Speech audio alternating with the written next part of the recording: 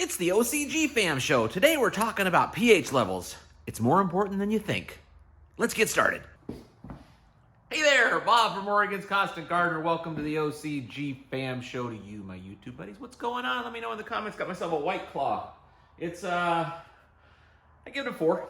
Give it a 4. It's not great. It's okay. So, welcome to the show. What's going on? Let me know in the comments. So yesterday we were talking about how Herculean harvest. We're talking about building your perfect regimen and how you start off with all this basic stuff.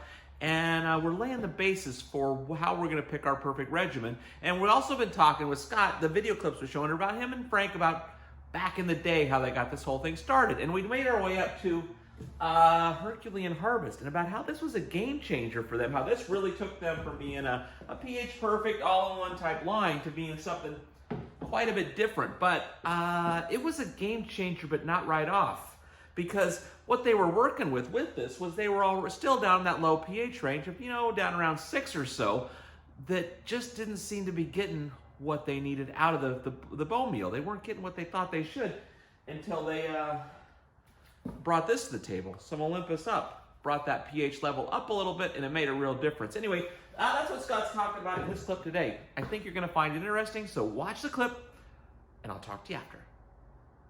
So that would also take us right onto the pH ups. Yeah, so what's because of the Herculean harvest? Yeah, because if this is dropping it down below your 6s, so I think we covered in our last one before we didn't turn on the microphone about NPK, salt-based nutrients, mineral-based nutrients that run a lower pH. Right, scale. yeah, that's I was asking about that, because it's like they say 5 something. Yeah, anywhere from 5.7 to 6.2. And that's where nitrogen, phosphorus, and potassium are going to be most available. And you see that on all these, nice Which little makes scientific perfect charts. sense, I guess. Sort of sense. In your, intellectually, but Yeah, in reality. and if you're using those 3 as your driving force. Yeah. If you're using nitrogen to drive nutrition to the plant, then you want a lower pH. If you're doing phosphorus, you need a lower pH.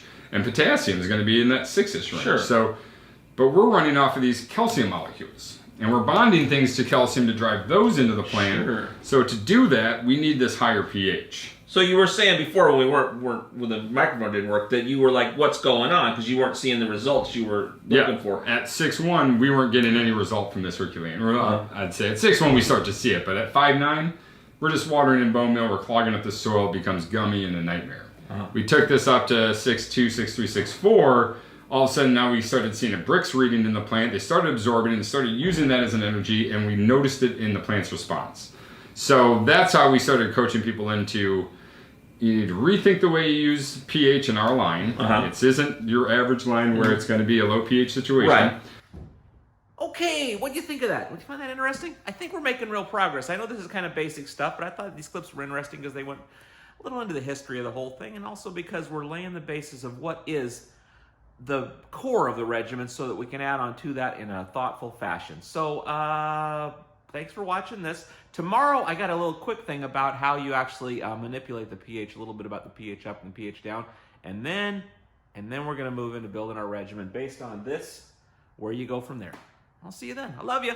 The OCGFAM show, ooh, it's pretty good. It happens every day. It's the OCGFAM show. See you tomorrow.